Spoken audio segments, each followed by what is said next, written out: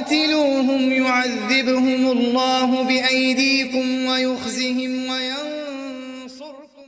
السلام علیکم ناظرین، میں خود نان بڑائی پروگرام قرآن سے روحانی علاج میں آج ہم قاری صاحب سے پوچھیں گے کہ اکثر لوگ کہتے ہیں کہ جادو کی کوئی حقیقت نہیں ہے، ہم اسے نہیں مانتے، تو اس والے سے قاری صاحب کی کیا رائے ہے یہ جانتے ہیں۔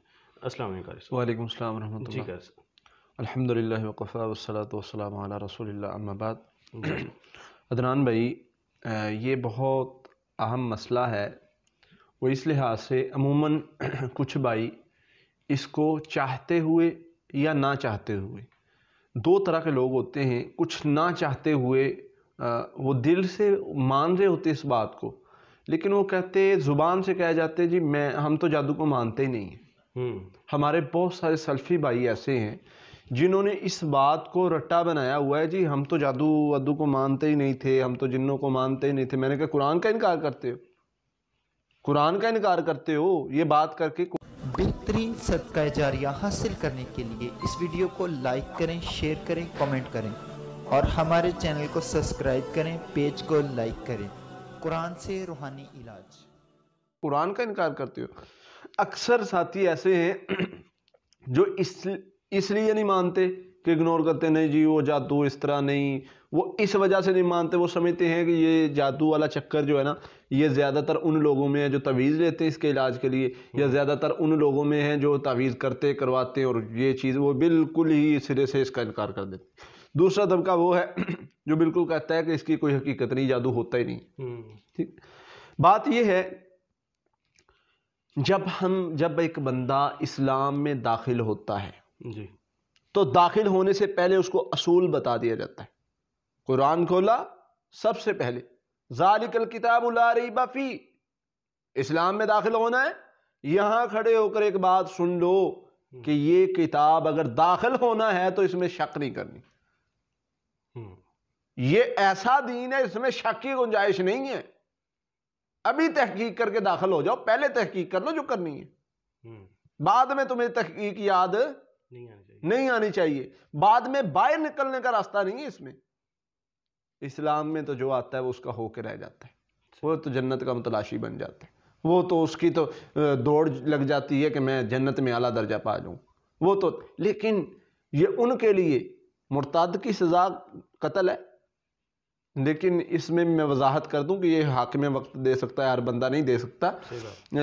تو بات یہ ہے کہ جب قرآن کو ماننا ہے، اسلام کو ماننا ہے، تو پھر سب سے پہلا اصول ہے کہ اس میں شک نہیں کرنی۔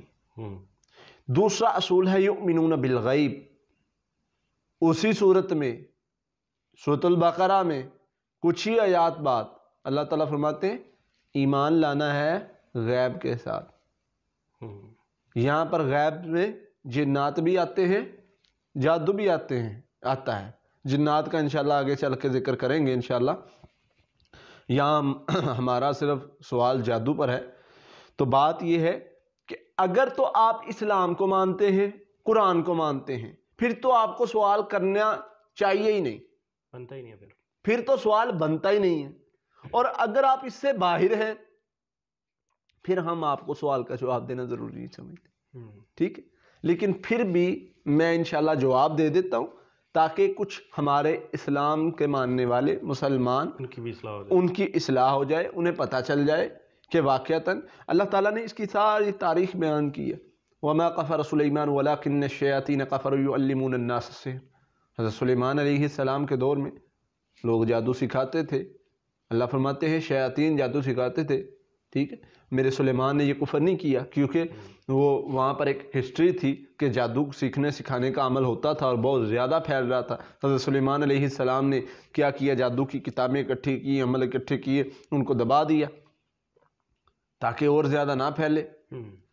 تو اب کیا ہوا، حضرت سلیمان علیہ السلام فوت ہوئے، انہوں نے شیطان آیا ان کے پاس، انہوں نے کہا حضرت سلیمان علیہ السلام تو صرف جادو کی وجہ سے حکومت کرتے تھے، آؤ میں تمہیں دکھاتا ہوں۔ اس نے دکھایا، جا کر ان کے تخت کے نیچے سے جو ہیں وہ جادو کی کتابیں نکلیں جو انہوں نے دفنائی تھی تاکہ لوگ ان کا غلط استعمال نہ کریں۔ اب اللہ تعالیٰ نے قرآن میں صفائی دی ہے وَمَا كَفَرَ سُلَيْمَانُ وَلَكِنَّ الشَّيَاطِينَ كَفَرُوا، میرے سلیمان نے کفر نہیں کیا تھا، جادو سیکھنا سکھانا کیا ہو گیا؟ کفر. کفر کا لفظ استعمال کیا اللہ نے. لیکن شیاطین کفر کرتے تھے. کیا کرتے تھے؟ کفر کرتے تھے. جادو سکھاتے تھے لوگوں کو، جادو سکھاتے تھے. وما کفر سلیمان ولکن الشیاطین کفروا یعلمون الناس السحر. لوگوں کو جادو سکھاتے تھے. کیا جادو سکھاتے تھے؟ وہ جادو جس سے خامد بیوی کے درمیان لڑائی پڑتی. سورۃ البقرہ آیت نمبر 102. اس میں پہلی بات اللہ نے بتا دی کہ جادو ہوتا ہے، اور جادو سیکھنا سکھانے کا عمل کن کا ہے؟ کافروں کا ہے، شیاطین کا ہے. یہ ان کا طریقہ ہے. جو جادو سیکھتا سکھاتا ہے یہ ان کی طرف چلا گیا، یہ ان کے کھاتے میں ہے. یہ کفر کر بیٹھا، یہ شیاطین کی عبادت کرتا ہے. تو جادو سیکھنا سکھانا یہاں سے پتہ چل گیا کہ جو سیکھتا سکھاتا ہے وہ دونوں نے کفر کر لیا. یہ حضرت سلیمان علیہ السلام کا طریقہ نہیں، اللہ نے ان کی صفائی بھی دے دی. اس کے بعد دوسری چیز آ جاتی ہے کہ ایک تو جادو سیکھنا سکھانا یہ کفر ہو گیا. دوسرا اس کی وضاحت کر دی. اس سے یہ پتہ چل گیا کہ جادو کا وجود ہے اور جادو ہو بھی جاتا ہے. اس کا کیا ہے؟ اس کی کیا دلیل ہے؟ اس کی دلیل اللہ کے نبی اللہ تعالیٰ نے قرآن مجید میں کیونکہ انشاءاللہ احادیث بے شمار احادیث ہیں اس پہ، لیکن میں پہلے قرآن مجید سے دلائل لوں گا، کیونکہ بہت سارے ایسے لوگ کہتے ہیں جی ہمیں صرف قرآن سے دلیل دیں.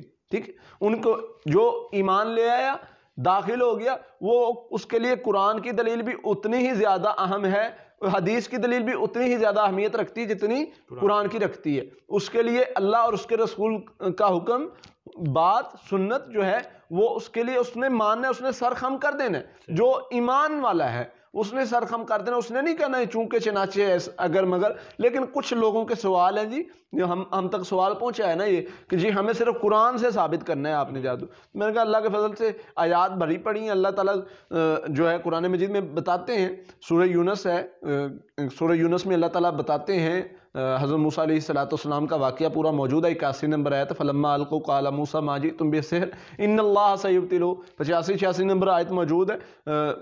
اللہ تعالیٰ قرآن مجید میں فرماتے ہیں سورہ یونس آیت نمبر 85-86 میں، جب حضرت یونس علیہ السلام حضرت موسیٰ علیہ السلام پر جادو ہوا، انہوں نے دیکھا تو کیا کیا انہوں نے کہا اللہ توکلنا ربنا لا تجعلنا فتنة للقوم الظالمین ونجینا برحمتک من القوم الکافرین. اللہ تجھ پہ توکل ہے، ان ظالموں کی قوم سے نجات دے دے. تو اللہ نے نجات دے دی. پھر اسی طرح آگے اللہ تعالیٰ نے حضرت موسیٰ علیہ السلام کا قصہ بیان کیا ہے. فَأَوْجَسَ فِي نَفْسِهِ خِیفَةَ موسیٰ سورۃ طٰہٰ آیت نمبر 67 68 69 کہ موسیٰ علیہ السلام خوف زدہ بھی ہوئے. پھر اسی طرح جو ہے بہت سارے مقامات پر جادو کا ذکر اللہ نے کر کے سارے واقعہ اتنی بار حضرت موسیٰ علیہ السلام تقریباً 28 بار حضرت موسیٰ علیہ السلام کا واقعہ کا طرف ذکر کیا گیا، اشارہ کیا گیا کہ ان کے ساتھ کیا واقعات پیش آئے، کیا معاملات پیش آئے. جادو کے معاملات کو بار بار بتایا گیا، سورہ یونس میں بتایا گیا، سورہ طٰہٰ میں بتایا گیا، اور جگہ جگہ پر بتا کے اس کا علاج بتا کے حضرت موسیٰ علیہ السلام نے کس طرح علاج کیا. انہوں نے کہا ان اللہ سیبطلہ، اس کو اللہ بے اثر کر دے گا، اللہ کی طرف منسوب کیا. پھر انہوں نے کہا ولا یفلح الساحرون، یہ جادو کرنے والے کامیاب نہیں ہو سکتے. ولا یفلح الساحرون، اس وقت جادو جہاں بھی آتا ہے ناکام لوٹتا ہے. تو یہ سارے دلائل جادو ہونے کے ہی ہیں.